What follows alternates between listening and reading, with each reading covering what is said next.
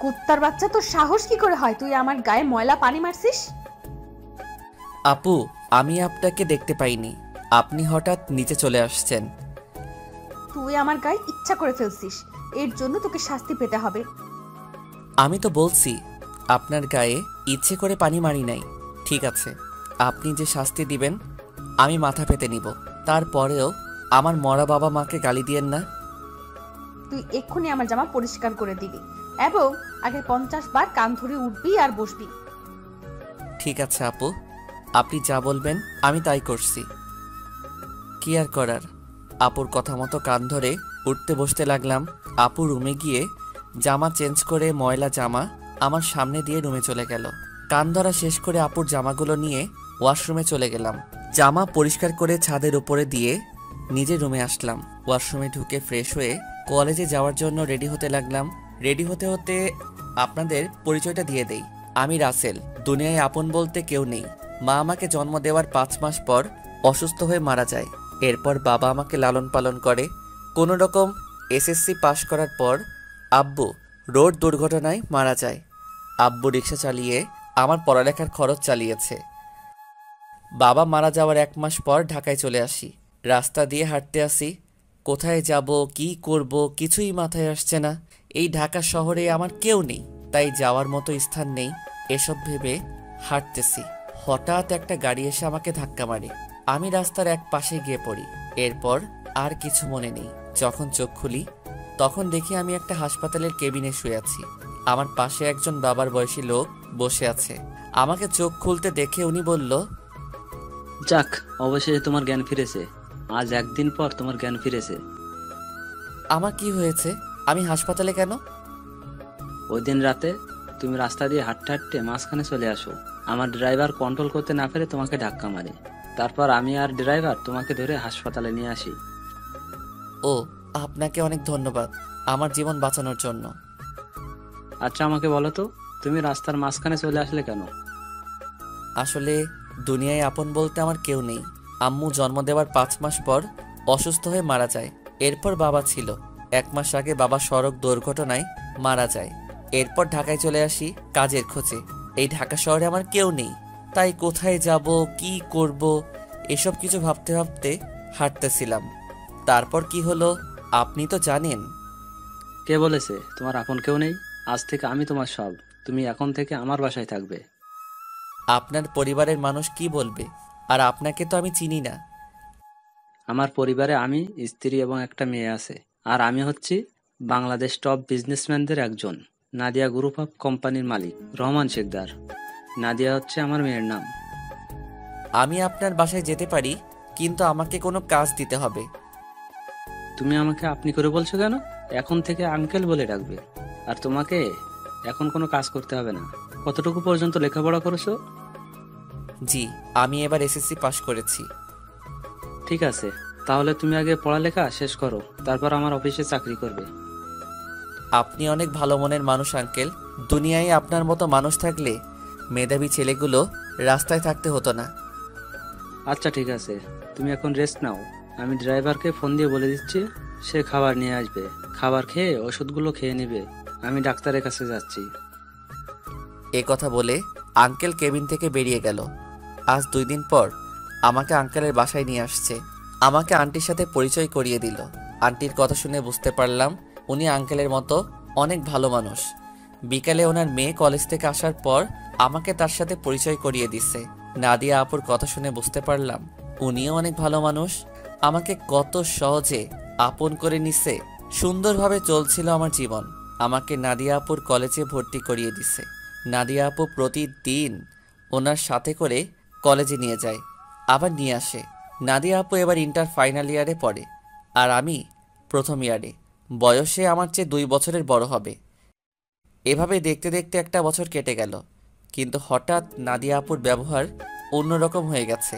আজ 1 মাস থেকে, আগে তো ভালো ছিল, কিন্তু হঠাৎ এত পরিবর্তন কেন?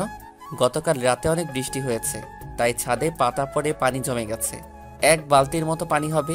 আমি পানিগুলো কুড়ে নিচে ফেলে দিলাম। হঠাৎ নিচের দিকে তাকিয়ে দেখি নাদিয়া আপু চোখ মুখ লাল করে দাঁড়িয়ে আছে। এরপর দ্রুত নিচে নেমে আসলাম। তারপর কি হলো আপনারা তো জানেন। আপনাদের সাথে কথা বলতে বলতে রেডি হয়ে নিচে চলে আসলাম। নিচে এসে দেখি আপু নাই, তাই আমি খালাকে জিজ্ঞেস করলাম, খালা, নাদিয়া আপু কোথায়? উনি কি নাস্তা করবে না? নাদিয়া ম্যাম তো নাস্তা করে গাড়ি নিয়ে কলেজে চলে গেছে। ও আচ্ছা, ঠিক আছে, তাহলে তুমি আমাকে নাস্তা দাও। আজকে আমার পাঠক পাঠিকা ভাই বোনদের সাথে কথা বলতে বলতে দেরি হয়ে গেছে। পাঠক পাঠিকা এরা আবার কারা? আরে খালা, যারা আমার গল্প নিয়মিত পড়ে তাদের বলছি। আমি তো এত কিছু বুঝি না, পড়ালেখা করি নাই, তাহলে বুঝবো কেমনে? তুমি বরং নাস্তা করে তাড়াতাড়ি কলেজে যাও। আমি আর কোনো কথা না বলে নাস্তা করে ব্যাগটা নিয়ে বাসার বাইরে চলে আসলাম। তারপর একটা রিক্সা নিয়ে কলেজে যেতে লাগলাম। এবার আপনারা হয়তো বলবেন, আপনার আঙ্কেল আন্টি কোথায়? আসলে আঙ্কেল আন্টি গ্রামে আঙ্কেলের বাসায় গেছে। আজকে প্রায় 15 দিন হয়েছে। কবে আসবে সেটা এখনো বলে নাই। এই 15 দিন নাদিয়া আপু আমাকে গাড়িতে করে কলেজে নিয়ে যায়নি। 15 দিন আগে শুধু গাড়িতে করে কলেজে নিয়ে যেত, কিন্তু আসার সময় নিয়ে আসতো না। আমি সেটা আঙ্কেল আন্টিকে বলি নাই, তাহলে আপুকে বকাঝকা করবে। আপু আমার সাথে খারাপ ব্যবহার করছে ঠিকই, কিন্তু কখনো গায়ে হাত তোলে নাই। আজকে আমার দোষের কারণে থাপ্পড় মেরেছে। আমার দরকার ছিল নিচে তাকিয়ে পানিগুলো ফেলার, তাহলে আর আপুর গায়ে পড়তো না। কথা বলতে বলতে কলেজে চলে আসলাম। পকেটে হাত দিয়ে দেখি মানি ব্যাগ আনতে ভুলে গেছি। সব পকেটে হাত দিয়ে দেখি 30 টাকার মতো আছে। রিক্সা ভাড়া মিটিয়ে কলেজের গেট দিয়ে ভিতরে ঢুকলাম। তারপর ক্লাসের সামনে চলে গেলাম। দেখি স্যার পড়া শুরু করে দিছে। স্যার, ভিতরে আসতে পারি? আরে রাসেল, তুমি আজকে এত দেরি কেন কলেজ আসতে? আসলে স্যার, বাসায় একটু কাজ ছিল, সেগুলো শেষ করে আসতে দেরি হয়ে গেছে। ঠিক আছে, এখন সিটে গিয়ে বসো। Okay sir. আমি আর কোনো কথা না বলে রাফির পাশে গিয়ে বসলাম। রাফি বলল, কিরে, তোর গাল লাল হয়ে আছে কেন? শালা, স্যার ধরতে পারে নাই। তুই শালা কিভাবে ধরলি? শুন, আমি তোর বেস্ট ফ্রেন্ড, তোর চেহারার দিকে তাকালে আমি সব বুঝতে পারি। এখন বল, লাল হয়ে আছে কেন? নাদিয়া আপু কি তোর গায়ে হাত তুলেছে? তোকে কলেজ ছুটি হওয়ার পর সব খুলে বলবো। রাফি আর কোনো কথা বলল না। আসলে আমরা দুজন বেস্ট ফ্রেন্ড। আমি আমার সব কিছু ওর সাথে শেয়ার করি, আর রাফি তার সব কিছু আমার সাথে শেয়ার করে। রাফির বাবা আঙ্কেলের মতো একজন বিজনেসম্যান। সবগুলো ক্লাস শেষ করে দুই বন্ধু বাইরে আসলাম। এবার বল, নাদিয়া আপু তোকে কেন মেরেছে? আসলে আমি আজকে সকালে, তারপর সব কিছু খুলে বললাম। এজন্য বুঝি তোর গায়ে হাত তুলবে? হাত তো তুলেছে, আবার কান ধরে উঠবাস করিয়েছে, জামা কাপড় পরিষ্কার করিয়েছে। আচ্ছা, এসব কথা বাদ দে, আমারই ভুল ছিল নিচে তাকিয়ে পানিগুলো ফেলার। ঠিক আছে, চল আজকে তোকে বাসায় নামিয়ে দিয়ে আসি। ঠিক আছে চল। না করলাম না, কারণ আমার কাছে টাকা নেই। রাফির কাছ থেকে অনেক টাকা নিয়েছি, আবার টাকা দিতে গেলে নেয় না। নিজের কাছে খারাপ লাগে টাকার কথা বলতে। কথা বলতে বলতে বাসায় চলে আসলাম। রাফি গাড়ি নিয়ে চলে গেল। আসার সময় আপুকে কলেজে দেখলাম না, মনে হয় কোথাও গেছে। বাসার ভিতরে ঢুকে কলিং বেল চাপ দিলাম। খালা এসে দরজা খুলে দিল। আমি খালাকে বললাম, খালা, নাদিয়া আপু কি বাসায় আছে? তুমি যাওয়ার 30 মিনিট পর বাসায় চলে এসেছে, এখনো রুমে আছে। দেখে মনে হচ্ছে মন খারাপ। ঠিক আছে খালা, আমি রুমে গেলাম। আমি ফ্রেশ হয়ে আসছি, তুমি টেবিলে খাবার দাও। ঠিক আছে, যাও। আমি রুমে এসে ব্যাগটা টেবিলের উপর রেখে ওয়াশরুমে চলে গেলাম। ফ্রেশ হয়ে একটা জামা গায়ে দিয়ে নিচে চলে আসলাম। দেখি নাদিয়া আপু আসে নাই, তাই আমি আপুর রুমের সামনে দাঁড়িয়ে বললাম, আপু দরজাটা খোলো। কেন, কি হয়েছে? খাবার খেতে আসো। সেই সকালে রুমে ঢুকে বসে আছো, কি হয়েছে তোমার? আমার কিছু হয়নি, তুই এখন যা, আমাকে একা থাকতে দে। আপু প্লিজ দরজাটা খোলো, তোমার সাথে আমার কিছু কথা আছে।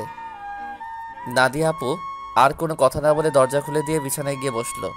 আমাকে বলল, বল, কি কথা বলবি? আপু তুমি সকালের ওটা নিয়ে আমার উপর রেগে আছো। তোমার যদি শাস্তি দেওয়া কম হয় তাহলে তুমি আমাকে আরো শাস্তি দাও, আমি মাথা পেতে নিব। তারপরেও তুমি না খেয়ে থেকো না। নাদিয়া আপু আর কোনো কথা না বলে বিছানা থেকে উঠে এসে আমাকে জড়িয়ে ধরল। তখন আপু বলল, তুই আমাকে ক্ষমা করে দে রাসেল, আমি তোর উপর রাগ করে নেই। আমি একটা ছেলেকে ভালোবাসি, কিন্তু ছেলেটা অন্য একটা মেয়েকে ভালোবাসে, তাই ওর উপরে রাগ করে তোর সাথে খারাপ ব্যবহার করছি। তুই তুই আমাকে মাফ করে দে। আজকে তোর গায়ে হাত তুলে নিজের কাছে অনেক খারাপ লাগছে, তাই ক্লাস না করে বাসায় চলে আসি। আপু আমি কিছু মনে করি নাই। আমি জানি তোমার হয়তো কিছু হয়েছে, তাই তুমি আমার সাথে এরকম করছো। তুমি একটাবার ওই ছেলেটাকে দেখিয়ে দিও, আমি ওকে আবার তোমার কাছে নিয়ে আসবো। না রে, আর ও আমাকে ভালোবাসে না, ও আমার সাথে প্রেমের অভিনয় করছে। আমি সেটা বুঝতে পারি নাই। মন খারাপ করো না, দেখবে আস্তে আস্তে সব ঠিক হয়ে যাবে। তুমি ফ্রেশ হয়ে আসো, দুজনে একসাথে খাবার খাবো। ঠিক আছে, তুই বস, আমি ফ্রেশ হয়ে আসছি। নাদিয়া আপু ফ্রেশ হতে চলে গেল। আমি বিছানায় বসে আপুর মোবাইল টিপতে লাগলাম। গ্যালারিতে ঢুকে দেখি একটা ছেলের অনেকগুলো ছবি। তার মানে এই ছেলের সাথে প্রেম করত। ছেলেটা দেখতে অনেক সুন্দর। আমি ওই ছেলের কাছে কিছুই না। অবাক করার বিষয় হলো ওই ছেলের সাথে আপুর একটা ছবিও দেখলাম না। আমি মোবাইলটা বিছানায় রেখে দিলাম। কিছুক্ষণ পর আপু ওয়াশরুম থেকে বেরিয়ে আসলো। আমি তার দিকে তাকিয়ে মাথা নিচু করে ফেললাম। আপু মনে হয় বিষয়টা বুঝতে পেরেছে, তাই আপু বলল, আসলে আমার মনে ছিল না তুই যে আমার রুমে। আমি ওয়াশরুমে ঢুকে জামা কাপড় গায়ে দিচ্ছি। ওয়াশরুমে যেতে হবে না, আমি নিচে যাচ্ছি, তুমি জামা কাপড় গায়ে দিয়ে আসো। এ কথা বলে আমি আপুর রুম থেকে বেরিয়ে নিচে চলে আসলাম। কিছুক্ষণ পর আপু জামা গায়ে দিয়ে নিচে চলে আসলো। একটা কথা আপনাদেরকে বলে দেই, আমি নাদিয়াকে নিজের বড় আপুর মতো জানি।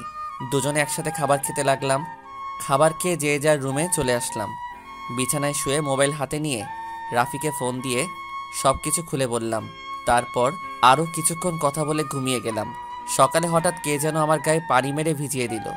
আমি এক লাফে উঠে গেলাম। সামনে তাকিয়ে দেখি নাদিয়া আপু হাতে বালতি নিয়ে দাঁড়িয়ে দাঁড়িয়ে হাসতে আসছে। তার মানে এটা আপুর কাজ। তখন আমি আপুকে বললাম, আপু তুমি এটা কি করলে? আমার গায়ে পানি দিলে কেন? তোকে সেই সকাল থেকে ডাকছি, তোর ওঠার খবর নেই, তাই বাধ্য হয়ে তোর গায়ে পানি মারছি। তাই বলে তুমি পানি মারবে? দেখো পুরো শরীর ভিজে গেছে। ভালো হয়েছে, এখন কথা না বলে গোসল করে রেডি হয়ে নিচে আয়। ঠিক আছে, কিন্তু আজকে হঠাৎ আমাকে ডাকতে আসলে কেন? হঠাৎ কোথায়, 1 মাস তোকে ডাকি নাই। এর আগে তো প্রতিদিন সকালে তোকে ডেকে তুলছি। আর কি কারণে তোকে 1 মাস ডাকি নাই সেটা তুই ভালো করে জানিস। ঠিক আছে তুমি যাও, আমি ফ্রেশ হয়ে আসছি। তাড়াতাড়ি আয়। বলে নাদিয়া আপু রুম থেকে বেরিয়ে গেল। আমি দাঁড়িয়ে না থেকে ওয়াশরুমে ঢুকে গোসল করে রেডি হয়ে কলেজের ব্যাগটা কাঁধে নিয়ে নিচে চলে আসলাম। কিছুক্ষণ পর আপু আসলো। দুজনে একসাথে নাস্তা করে গাড়ি নিয়ে কথা বলতে বলতে কলেজে চলে আসলাম। আপু গাড়ি পার্কিং করে বলল, তোর ক্লাস শেষ হলে আমার জন্য অপেক্ষা করবি, দুজনে একসাথে বাসায় যাব। ওকে ঠিক আছে। আপু আর কোনো কথা না বলে তার ক্লাসে চলে গেল। হঠাৎ পিছন থেকে রাফি বলল, কিরে, কেমন আছিস? এই তো ভালো আছি, তুই কেমন আছিস? আমিও ভালো আছি। আজকে তাহলে আপু তোকে কলেজে নিয়ে আসলো? আপু এখন আগের মতো হয়ে গেছে। এতদিন একটা ছেলের কারণে আমার সাথে খারাপ ব্যবহার করছে। ওই শালাকে যদি সামনে পাইতাম তাহলে অবস্থা খারাপ করে দিতাম। ওসব কথা বাদ দে, এখন ক্লাসে চল। ঠিক আছে, চল। আমি আর রাফি ক্লাসে চলে আসলাম। কিছুক্ষণ পর স্যার ক্লাসে আসলো। সবগুলো ক্লাস শেষ করে আমি আর রাফি বাহিরে চলে আসলাম। রাফি তাহলে তুই বাসায় যা, আমি আপুর জন্য অপেক্ষা করছি। দুজনে একসাথে বাসায় যাব। ওকে, ঠিক আছে। রাফি আমার থেকে বিদায় নিয়ে চলে গেল। আমি আপুর জন্য অপেক্ষা করতে লাগলাম। কিছুক্ষণ পর দেখি আপু তার বান্ধবীদের সাথে ক্লাস থেকে বেরিয়ে আসতেছে। আমাকে দেখে তার বান্ধবীদের বিদায় আমার সামনে আসলো। কিরে, কোন সময় তোর ক্লাস শেষ হয়েছে? এই তো 30 মিনিট আগে। ও, আমার একটা এক্সট্রা ক্লাস ছিল, তাই আসতে একটু দেরি হয়ে গেছে। কোনো সমস্যা নেই, তুমি গাড়ি নিয়ে আসো। তুই দাঁড়া, আমি গাড়ি নিয়ে আসছি। আপু গাড়ি নিয়ে আমার সামনে আসলো। তারপর আপুর সাথে সামনের সিটে বসলাম। দুজনে কথা বলতে বলতে বাসায় চলে আসলাম। আপু তার রুমে চলে গেল, আমি আমার রুমে চলে আসলাম। ফ্রেশ হয়ে নিচে এসে আপু আর আমি একসাথে খাবার খেয়ে রুমে চলে আসলাম। দেখতে দেখতে 1 মাস চলে গেল। এখন আপুর সাথে আগের থেকে অনেক ফ্রি হয়ে গেছি। এখন আপু আমার সব সময় খেয়াল রাখে। কলেজে কোনো মেয়ের সাথে কথা বলতে দেয় না, আমাকে শাসনের উপর রাখে।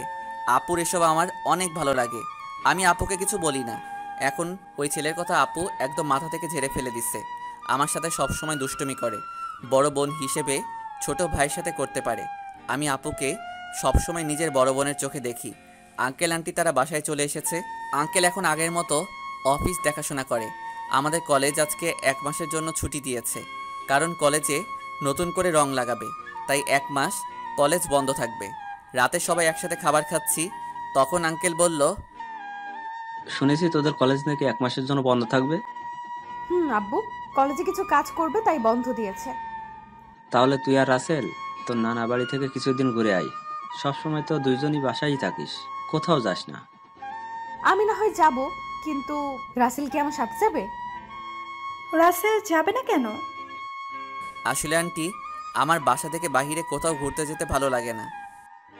এটা তো আর অন্য কোথাও না, আমার শ্বশুর বাড়ি যেতে বলছি। রাসেল আমার সাথে না গেলে আমিও কোথাও যাব না। ঠিক আছে আপু, আমি তোমার সাথে যাব। এবার খুশি? অনেক খুশি। তাহলে কালকে সকালে তোরা দুজনে রওনা দে। এখন রুমে গিয়ে জামা কাপড় গুছিয়ে রাখ। আর তোরা কি গাড়ি নিয়ে যাবি? না আব্বু, আমরা বাসে করে যাব। ঠিক আছে, তোরা যেটা ভালো বুঝিস। কেউ আর কোনো কথা না বলে খাবার খেতে লাগলো। আমি খাবার খেয়ে রুমে চলে আসলাম। রুমে এসে জামা কাপড় গুছিয়ে রাখলাম, তারপর বিছানায় শুয়ে মোবাইল টিপতে টিপতে ঘুমিয়ে পড়লাম।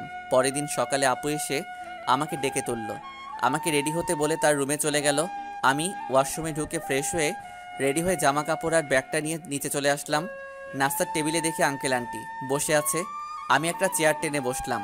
হঠাৎ সিঁড়ির ওপরে চোখ পড়তেই আমি চমকে উঠলাম। আজকে আপুকে অনেক সুন্দর লাগছে। নীল রঙের একটা জামা গায়ে দিছে। আপুকে নীল রঙের জামায় অনেক সুন্দর লাগছে। আপু আমার সামনে এসে বলল, কি রে, তুই এভাবে হ্যাবলার মতো আমার দিকে তাকিয়ে আছিস কেন? এই আপু, আমাকে হ্যাবলা বলবে না। আমি কিন্তু তোমার থেকে অনেক সুন্দর আছি, আর আজকে তোমাকে নীল রঙের জামায় অনেক সুন্দর লাগছে। বাবা, যে না চেহারা, আবার বলে আমার থেকে ওর চেহারা সুন্দর। যা, একটু তোমার রূপের প্রশংসা করলাম, এখন থেকে আর করব না। তোমাকে পুরো পেতনির মতো লাগছে। কি বললি? আমাকে পেতনির মতো লাগছে? প্রথমে প্রশংসা করলাম, কোনো দাম পেলাম না, তাই তোমাকে পেতনি বললাম। আজকে তোকে আমি মেরেই ফেলবো। তোরা কি শয়তানি করবি নাকি নাস্তা করে বেরিয়ে পড়বি? আব্বু তুমি দেখো না, রাসেল আমাকে পেতনি বলছে। ও তো ছোট, তাই তোর সাথে দুষ্টামি করছে। এখন কথা না বলে নাস্তা করে বেরিয়ে পড়। নাদিয়া আপু আমার দিকে তাকিয়ে একটা ভেঙচি মেরে একটা চেয়ার টেনে বসে পড়ল। সবাই নাস্তা করতে লাগলাম। নাস্তা খাওয়া শেষ করে আঙ্কেল আন্টির কাছে বলে বাসা থেকে বেরিয়ে আসলাম। তারপর গাড়িতে করে বাস কাউন্টারে চলে আসলাম। ড্রাইভার আমাদের বাস কাউন্টারে নামিয়ে দিয়ে চলে গেল। আসার সময় আঙ্কেল আমার পকেটে কিছু টাকা ঢুকিয়ে দিল, তাই বাস কাউন্টারে গিয়ে টিকিটের জন্য টাকা বের করতে গিয়ে দেখি 15 থেকে 20 হাজারের মতো হবে। আমি 2টা টিকিট নিলাম। তারপর টিকিট নিয়ে দুজনে বাসে উঠলাম। দুজনের একসাথে সিট। বাস 20 মিনিট পর ছেড়ে দিল। এই দেখছেন আমি কেমন মানুষ? নাদিয়া আপুর নানার বাড়ির কথা বলতে ভুলে গেছি। আপুর নানার বাড়ি যশোরে। আমি কখনো যাইনি, কিন্তু আপুকে একবার যেতে দেখেছি, তাই আপু সব চিনে। শোন, নানার বাড়িতে গিয়ে কোনো মেয়ের সাথে কথা বলতে পারবি না, আর রিয়ার থেকে দূরে দূরে থাকবি। আমি কি আর কখনো তোমার নানার বাড়ি গেছি? আমি তো কাউকে চিনি না। আর এই রিয়াটাকে? রিয়া হচ্ছে আমার মামাতো বোন, ও তোর সেম ক্লাসে পড়ে। ঠিক আছে, কিন্তু ও যদি আমার সাথে কথা বলতে আসে তখন কি করব? তুই বলবি না। আমি যদি না কথা বলি তাহলে বলবে আমি বোবা, আর না হয় বলবে আমি বেশি ভাব দেখাই। কথা বলবি, কিন্তু বেশি কথা বলতে পারবি না। ঠিক আছে। আমি মনে মনে বললাম, আগে তো রিয়া মেয়েটাকে একবার দেখি, পছন্দ হলে তার সাথে প্রেম করব। এই নাদিয়া আপুর জন্য আজ পর্যন্ত কোনো মেয়ের সাথে প্রেম করতে পারলাম না। তো যাই হোক, দুজনে কানে হেডফোন লাগিয়ে গান শুনতে লাগলাম। বাস এসে একটা রেস্টুরেন্টে থামলো। তখন আমি নাদিয়া আপুর দিকে তাকিয়ে দেখি ঘুমিয়ে আছে।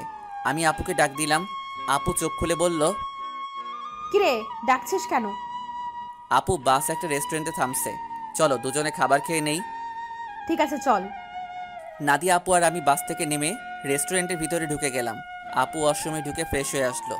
আমি অন্য একটা ওয়াশরুমে ঢুকে ফ্রেশ হয়ে আসলাম। দুজনে গিয়ে একটা টেবিলে গিয়ে বসলাম।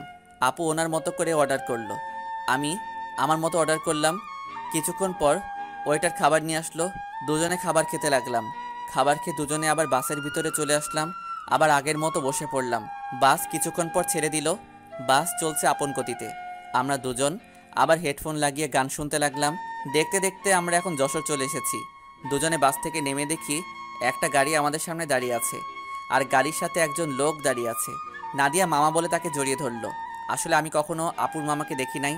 ওর মামা ঢাকায় মনে হয় সহজে যায়নি, তাই চিনতে পারলাম না। আমি আর আপু পিছনের সিটে বসলাম।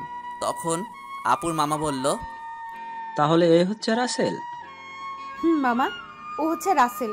তুমি তো বাহিরে ছিলে, তাই দেখো নাই। ও তার মানে নাদিয়ার মামা বাহিরে ছিল। তখন নাদিয়ার মামা বলল, কেমন আছো রাসেল? পড়ালেখা কেমন চলছে? জি মামা, আমি অনেক ভালো আছি, আর পড়াশোনা ভালোই চলছে। ও, তা কয়টা মেয়ের সাথে প্রেম করো? মামা আপনি এটা কি বলছেন? আরে সমস্যা নেই, আমাকে তোমার বন্ধু ভাবে বলতে পারো। প্রেম মনে হয় আমি কখনো করতে পারবো না। একটা পেত্নীর কারণে সবসময় আমাকে মেয়েদের থেকে দূরে সরিয়ে রাখে। ও মা, তাই? তা সে মানুষটাকে? আমি আপুর দিকে তাকিয়ে দেখি আমার দিকে চোখ লাল করে তাকিয়ে আছে। ভয়ে আমার গলা শুকিয়ে গেল, তাই কথা ঘুরিয়ে বললাম, আসলে আমার কলেজের এক ছেলে বন্ধু। সে বলেছে আমাদের দুজনের মধ্যে কেউ কখনো প্রেম করব না, কোনো মেয়ের সাথে বন্ধুত্ব করব। এ কারণে আজ পর্যন্ত একটা প্রেম করতে পারলাম না। আমার কথা শুনে মামা হাসতে হাসতে শেষ। আপুর দিকে তাকিয়ে দেখি এবার মুচকি মুচকি হাসছে। যাক বাবা, এবার তাহলে বেঁচে গেছি। তা না হলে খাচ্চুন্নি আজকে আমার অবস্থা খারাপ করে ছাড়তো। কথা বলতে বলতে মামা একটা বাসার ভিতরে গাড়ি ঢুকিয়ে দিল। আমি আর আপু গাড়ি থেকে নামলাম।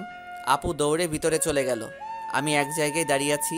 মামা গাড়ি পার্কিং করে আমার সামনে এসে বলল, কি ব্যাপার রাসেল, তুমি এখানে দাঁড়িয়ে আছো কেন? ভেতরে যাও। আমি কেমন করে যাব? আমি তো কাউকে চিনি না। আপু তো আমাকে না নিয়ে দৌড় দিয়ে ভিতরে চলে গেল। ও, এ ব্যাপার। ঠিক আছে, তুমি আমার সাথে আসো। এটা হচ্ছে আমাদের বাড়ি। আপনাদের বাড়িটা অনেক সুন্দর। এই বাড়িটা আব্বু বানিয়েছে প্রায় 5 কোটি টাকা খরচ করে। বাইরে থেকে যদি এত সুন্দর হয়, না জানি ভিতরে দেখতে কেমন। ভিতরে আসো, তারপর দেখো কেমন লাগে। দুজনে কথা বলতে বলতে ভিতরে গেলাম। ভিতরে ঢুকে আমি তো আরো অবাক হয়ে গেলাম। পুরো বাড়িটা রাজপ্রাসাদের মতো। বাইরে থেকে ভেতর কেমন লাগছে? অনেক সুন্দর মামা। গ্রামের ভেতরে আমাদের বাড়িটা 1 নম্বরে আছে।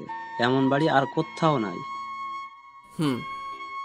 ঠিক আছে, তুমি উপরে গিয়ে ডান হাতের পাশের রুমে চলে যাও। যতদিন এই বাড়িতে থাকবে ততদিন ওই রুমেই থাকবে। ওকে ঠিক আছে মামা।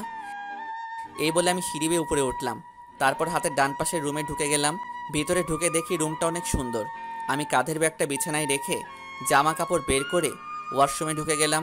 গোসল করে একটা জামা গায়ে দিয়ে রুম থেকে বেরিয়ে আসতেই কারোর সাথে ধাক্কা খেয়ে নিচে পড়ে গেলাম। নিচে তাকিয়ে দেখি আমি একটা মেয়ের গায়ের উপর পড়ে আছি। মেয়েটা দেখতে খুবই সুন্দর, যে কোনো ছেলে দেখলে প্রেমে পড়ে যাবে। তো যাই হোক, আমি তাড়াতাড়ি মেয়েটার উপর থেকে উঠে গেলাম। হাত বাড়িয়ে মেয়েটাকে দাঁড় করালাম। তখন আমি বললাম, সরি, বিশ্বাস করুন আমি আপনাকে দেখতে পাইনি। সমস্যা নেই, কিন্তু আপনাকে তো ঠিক চিনতে পারলাম না। আপনি কে, আর আমাদের বাড়িতে কি করে? আমি রাসেল, নাদিয়া আপুর সাথে এসেছি। আমি নাদিয়া আপুদের বাসায় থাকি। ও, তার মানে আপনি রাসেল। ফুফা ফুফির কাছে আপনার কথা শুনেছি। আমি রিয়া, নাদিয়া আপুর মামাতো বোন। ও, তার মানে আপু আসার সময় আপনার কথা বলছে? নাদিয়া আপু আপনাকে আমার ব্যাপারে কি বলছে?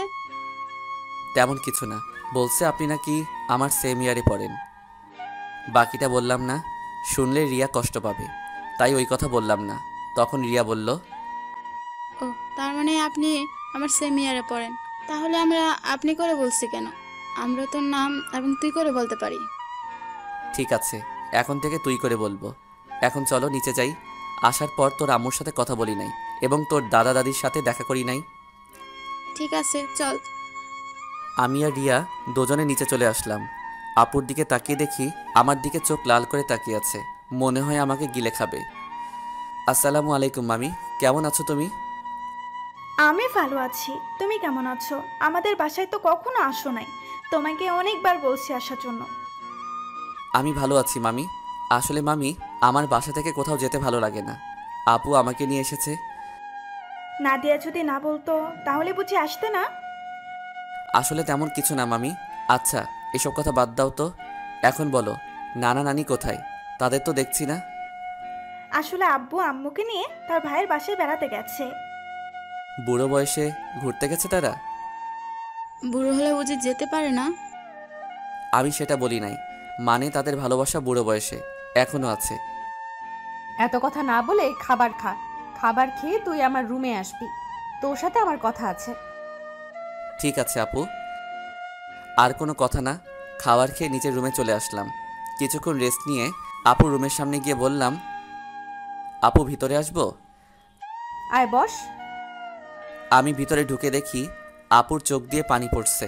তখন আমি আপুকে বললাম, আপু তোমার কি হয়েছে? তোমার চোখ দেখে বোঝা যাচ্ছে তুমি মনে হয় কান্না করছো। তোকে আসার সময় কি বলছি তোর মনে নেই? তুই রিয়ার সাথে কথা বলছিস কেন? বারে, কথা বললে সমস্যা কোথায়?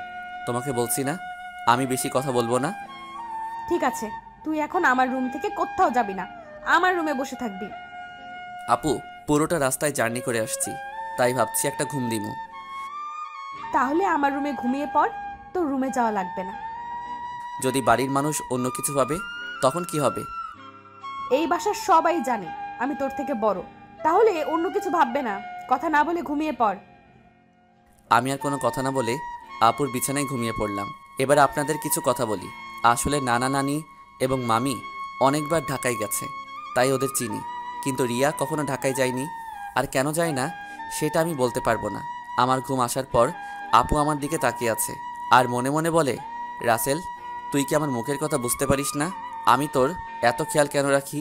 তোকে কোনো মেয়ের সাথে কথা বলতে দেইনি কেন? কারণ আমি তোকে অনেক ভালোবাসি। তোকে যদি আমার জীবনে না পাই তাহলে আমার এই জীবন শেষ করে দিব। আমি তোকে অন্য মেয়ের সাথে সহ্য করতে পারবো না। এই কথা বলে আপু আমার কপালে এবং গালে 4-5টা চুমু খেলো। তারপর রুম থেকে বেরিয়ে রিয়ার রুমে গেল। রিয়া বিছানায় শুয়ে কি যেন ভাবছে।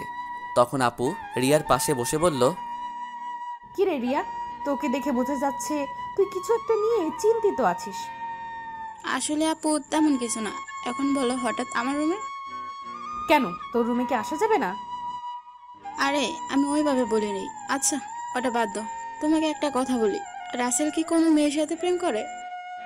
কেন, আমার জানা মতে রাসেল কোনো মেয়ের সাথে প্রেম করে না। তা এটা কেন জিজ্ঞেস করলি? না আপু, এমনি জিজ্ঞাসা করলাম। তা আপু তোমার লেখাপড়া কেমন চলছে? আমার তো ভালোই চলছে, তোর কেমন চলছে? আমারও ভালোই চলছে। ঠিক আছে তুই থাক, আমি রুমে গেলাম। এই কথা বলে আপু নিজের রুমে চলে আসলো। আর এদিকে রিয়া ভাবছে, তাহলে আমার লাইন ক্লিয়ার, আমি রাসেলকে আমার করে নিব। আমি ওকে প্রথম দেখাই ভালোবেসে ফেলেছি। আমাকে যে করেই হোক রাসেলের মন জয় করতে হবে।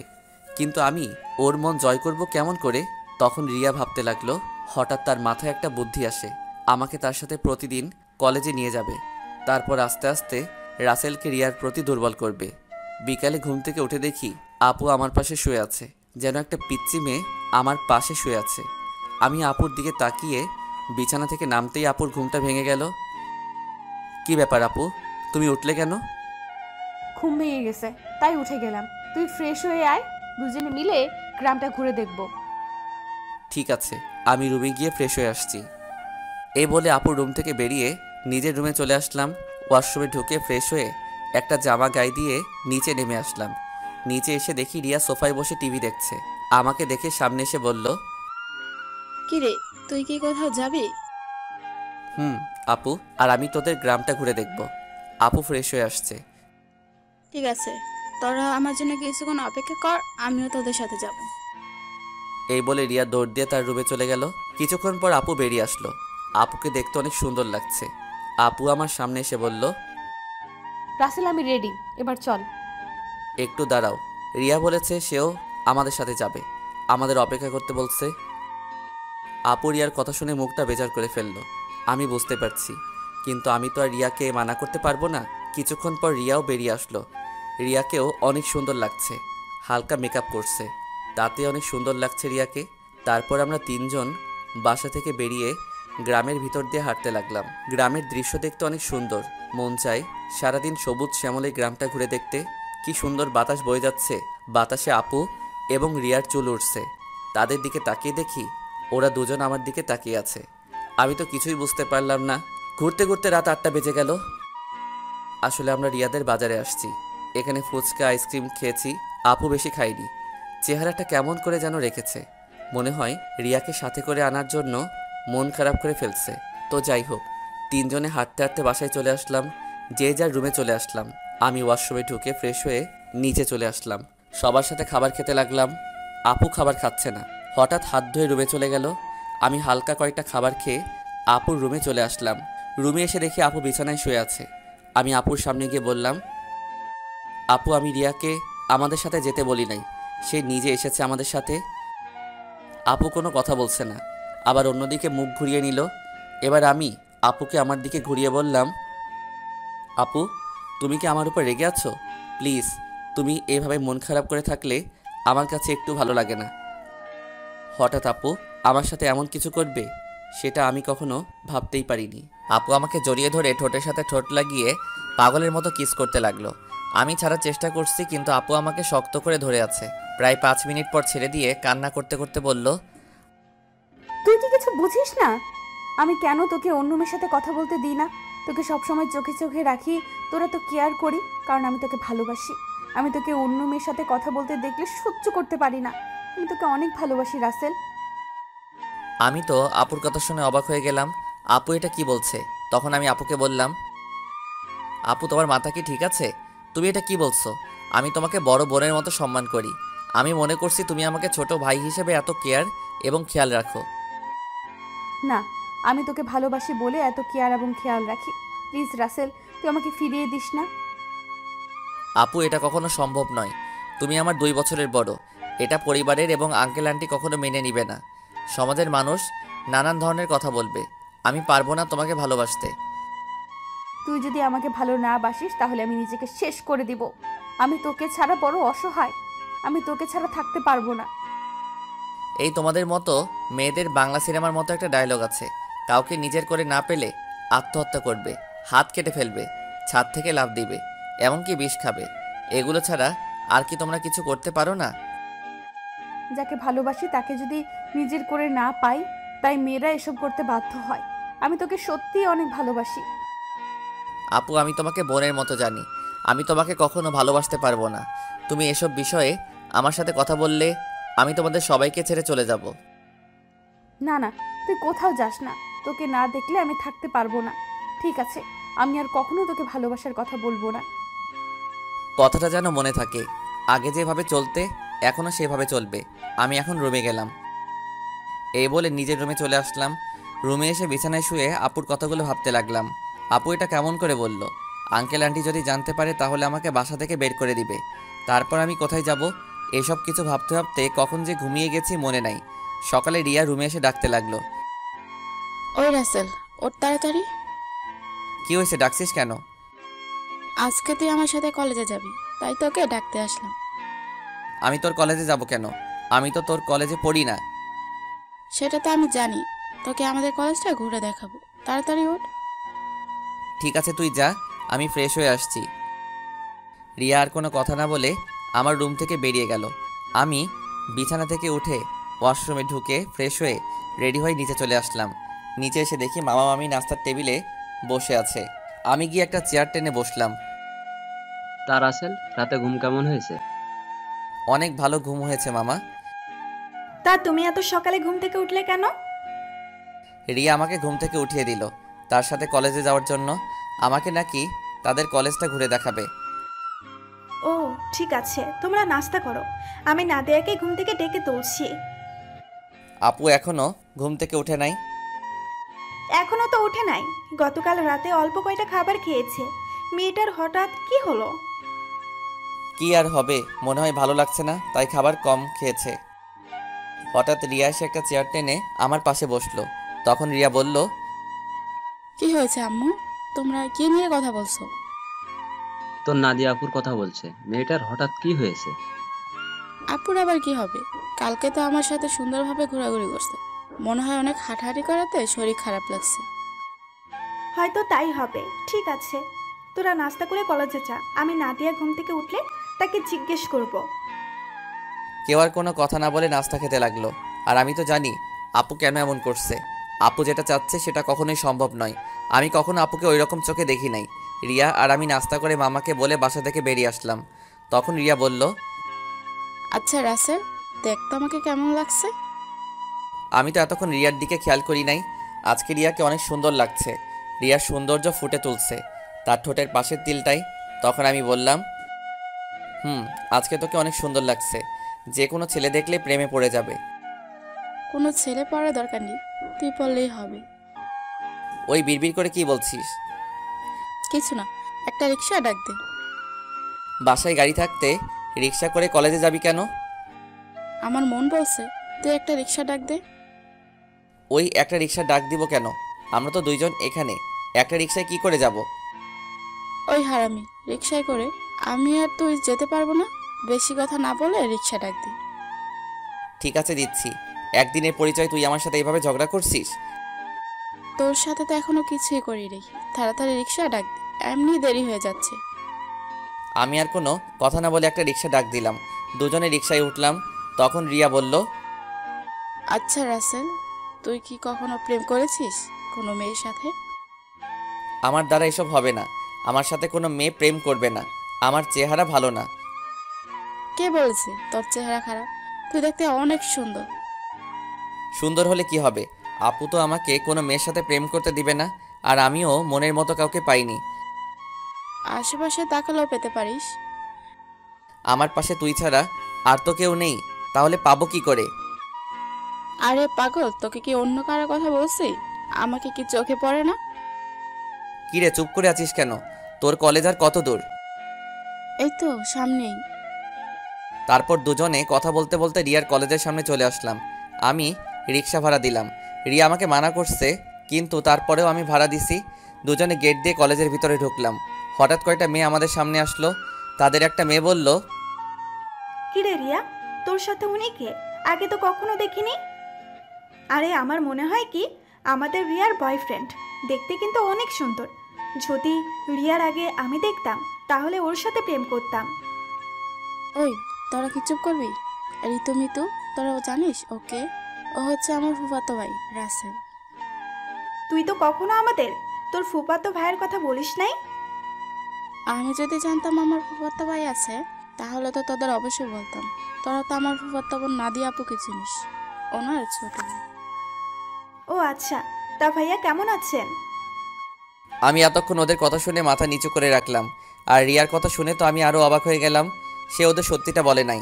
তখন আমি বললাম, প্রথম কথা হচ্ছে আমাকে ভাইয়া বলে ডাকা যাবে না। আমি তোমাদের সাথে সেম ইয়ারে পড়ি, আর আলহামদুলিল্লাহ আমি আছি। আপনারা সবাই কেমন আছেন?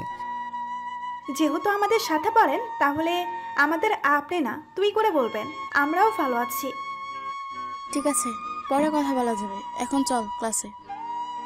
আমি বলি কি, তোরা ক্লাসে যা, আমি বাসায় চলে যাই।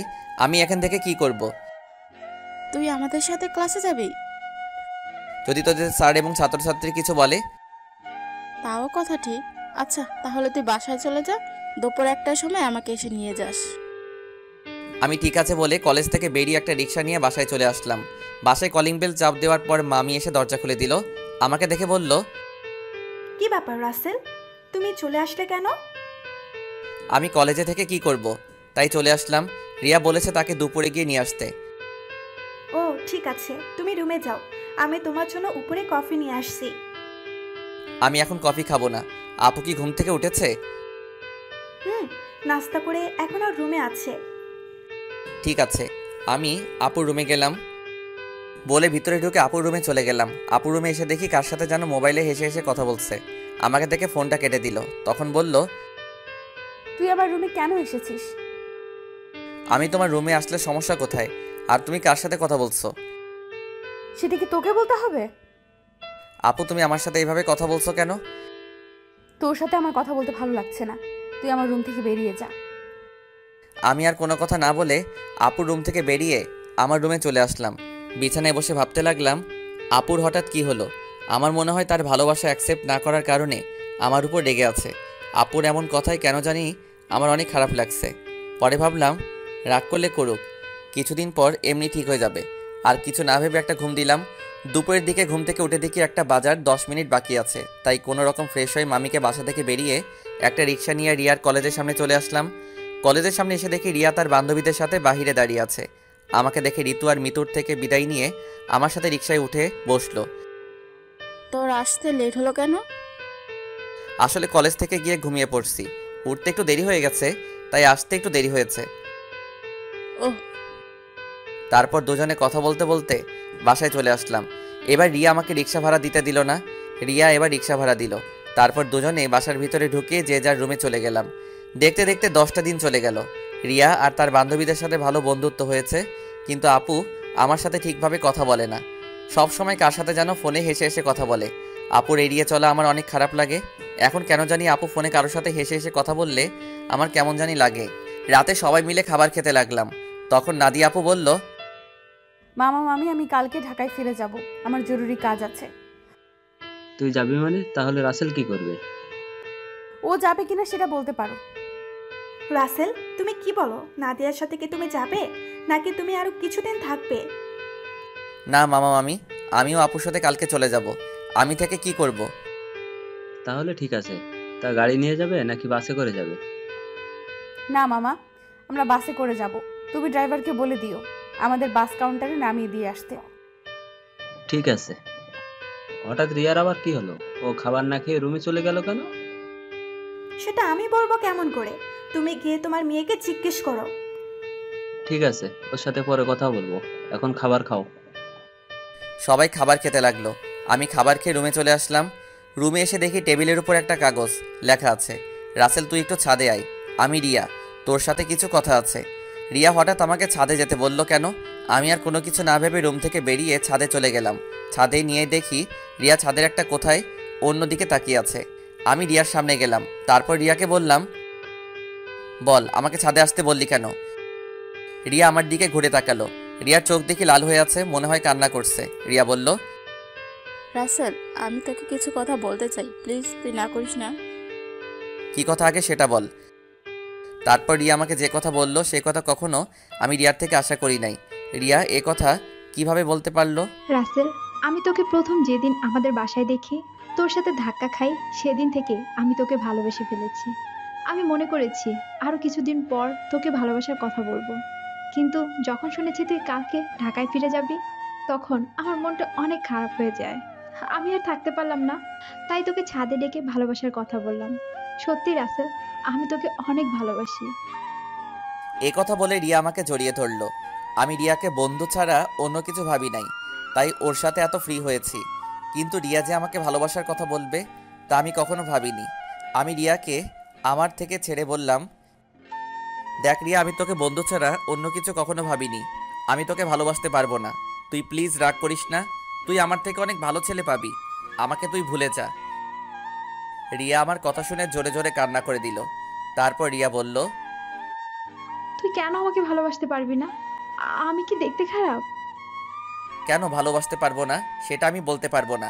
আর তুই দেখতে অনেক সুন্দর। ঠিক আছে, জোর করে তো আর ভালোবাসা পাওয়া যায় না, কিন্তু আমি তোকে কখনো ভুলতে পারবো না। তোকে আমি অনেক ভালোবেসে ফেলেছি। প্লিজ তুই পাগলামি করিস না। দেখবি তুই আমার থেকে ভালো ছেলে পাবি। ঠিক আছে, আমি রুমে গেলাম। এ কথা বলে রিয়া ছাদ থেকে নেমে গেল। এই কারণে মেয়েদের সাথে বন্ধুত্ব করি না। আমি আর কিছু না ভেবে ছাদ থেকে নেমে নিজের রুমে চলে গেলাম। বিছানায় শুয়ে পড়লাম। পরের দিন সবার থেকে বিদায় নিয়ে আমি আর আপু বেরিয়ে আসলাম। রিয়া আর আমার সামনে আসে নাই। ড্রাইভার আমাদের বাস কাউন্টারে নামিয়ে দিয়ে চলে গেল। আসার সময় আপু একটা কথাও বলে নাই আমার সাথে। আপুর এত পরিবর্তনে আমার অনেক খারাপ লাগছে। আপুর দুষ্টমিগুলো, কেয়ার করা, সব কিছু মিস করছি। আগে ঢাকায় ফিরে যাই, তারপর আপুর সাথে কথা বলবো। টিকিট কেটে দুজনে বাসে উঠলাম। দুজনের সিট একসাথে পড়েছে। আপু জানালার পাশে গিয়ে বসলো। দেখতে দেখতে আমরা ঢাকায় এসে পৌঁছে গেলাম। ড্রাইভার আঙ্কেল আমাদেরকে নেওয়ার জন্য গাড়ি নিয়ে অপেক্ষা করছে। আমি আসার সময় ড্রাইভার আঙ্কেলকে ফোন দিয়ে আসতে বলেছি। দুজনে বাস থেকে নেমে গাড়িতে গিয়ে বসলাম। আমি ড্রাইভার আঙ্কেলের সাথে সামনের সিটে বসলাম। আপু পিছনের সিটে গিয়ে বসলো। আপুর দিকে তাকিয়ে দেখি কার সাথে যেন মোবাইলে চ্যাটিং করছে। আমি আপুর থেকে চোখ সরিয়ে দিলাম। কিছুক্ষণ পর বাসায় চলে আসলাম। আপু গাড়ি থেকে নেমে ভিতরে চলে গেল। আমি জামা কাপড়ের ব্যাগ নিয়ে ভিতরে গেলাম। আন্টি বলল, কি ব্যাপার রাসেল, তোমরা এত তাড়াতাড়ি বাসে আসলে যে? আরো কিছুদিন থাকতে। আন্টি আপুর নাকি কাজ আছে, তাই চলে আসলাম। আর 10 দিন তো থেকে আসলাম। ঠিক আছে, তুমি রুমে গিয়ে ফ্রেশ হয়ে আসো, আমি টেবিলে খাবার দিচ্ছি। ঠিক আছে আন্টি। এই বলে নিজের রুমে চলে আসলাম। রুমে এসে ওয়াশরুমে ফ্রেশ হয়ে নিচে চলে আসলাম। একটা চেয়ার টেনে বসলাম। আপুকে দেখলাম না টেবিলে। তখন আমি আন্টিকে বললাম, আন্টি আপু কোথায়? আপু খাবার খাবে না? ও তো খাবার খেয়ে রুমে চলে গেছে, তুমি খেয়ে নাও। ও। আমি আর কোনো কথা না বলে খাবার খেয়ে রুমে চলে আসলাম। দেখতে দেখতে আরও 10টা দিন চলে গেল। আপুর সাথে কথা বলতে গেলে আমার সাথে কথা বলে না। এই 10টা দিন অনেক কষ্টে কেটেছে। রিয়াদের বাসায় তেমন কষ্ট পাইনি, কারণ রিয়ার সাথে দুষ্টুমি করতে করতে দিন পার হয়ে গেছে। কিন্তু এখানে তো আপুই আমার সাথে সবসময় দুষ্টুমি করত। আমি এখন বুঝতে পেরেছি, আপুর সাথে কথা না বলতে পারলে আমি অচল। আপুর আগের দুষ্টুমিগুলো খুব মিস করছি। আমার মনে হয় আমিও আপুকে ভালোবেসে ফেলেছি। কিন্তু আন্টি আঙ্কেল কি আমাদেরকে মেনে নিবে? সমাজের মানুষ কি বলবে? আপুকে দেখি এখন সবসময় হাসি খুশি থাকে, কার সাথে যেন মোবাইলে সারাদিন কথা বলে। আপু কি তাহলে অন্য কাউকে ভালোবাসে? না, আমার মনের কথা আপুকে খুলে বলতে হবে। রাতে রাফিকে ফোন দিয়ে বললাম কলেজের সামনে দেখা করতে। রাফিকে বলে দেখি সে কি বলে। আমি একটা জামা গায়ে দিয়ে বাসা থেকে বেরিয়ে একটা রিক্সা নিয়ে কলেজের সামনে চলে গেলাম। কিছুক্ষণ পর দেখি রাফি বাইক নিয়ে আমার সামনে আসছে। রাফি বাইকটা সাইড করে আমার সামনে এসে বলল, কিরে, হঠাৎ জরুরি দেখা করতে বললি কেন?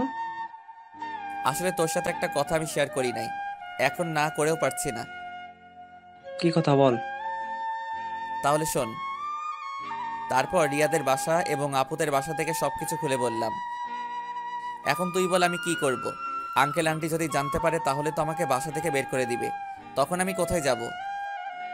তোর এই বন্ধু থাকতে তোর কোনো সমস্যা নেই। তুই আপুকে তোর মনের কথা খুলে বল, পরেরটা পরে দেখা যাবে। আপু কি এখন আমাকে ভালোবাসবে? আমি তো তার মনে কষ্ট দিচ্ছি। হয়তো কিছুদিন তোর সাথে অভিমান করে থাকবে, তারপরে এমনি অ্যাকসেপ্ট করে নিবে। আমার মনে হয় আপু অন্য কোনো ছেলেকে ভালোবাসে। সারাদিন দেখি কার সাথে যেন মোবাইলে হেসে হেসে কথা বলে। আগে তুই আপুকে মনের কথা খুলে বল, তারপর দেখ আপু কি বলে। যদি রাজি না হয় তারপরও তুই আপুর পিছনে লেগে থাকবি। তোকে যদি সত্যি ভালোবাসে তাহলে দেখবি তোর সাথে বেশি দিন অভিমান করে থাকবে না। তুই আপুর সব অত্যাচার সহ্য করে নিবি। ঠিক আছে, আজকে আমি আপুকে মনের কথা খুলে বলবো। আমি আর থাকতে পারছি না। এই 10টা দিন আমি অনেক কষ্ট পেয়েছি। ওকে, চল তোকে বাসায় নামিয়ে দিই। ঠিক আছে চল। আমি রাফির বাইকে করে বাসায় চলে আসলাম। রাফি আমাকে নামিয়ে দিয়ে চলে গেল। বাসার ভিতরে ঢুকে দেখি একটা গাড়ি, কিন্তু গাড়িটা তো আঙ্কেলের না। তাহলে বাসায় কারা এসেছে? আমি দরজার সামনে দাঁড়িয়ে কলিং বেল চাপ দিলাম। খালা এসে দরজা খুলে দিল। আমি ভিতরে ঢুকে দেখি আপু শাড়ি পরে মেহমানদের সামনে বসে আছে।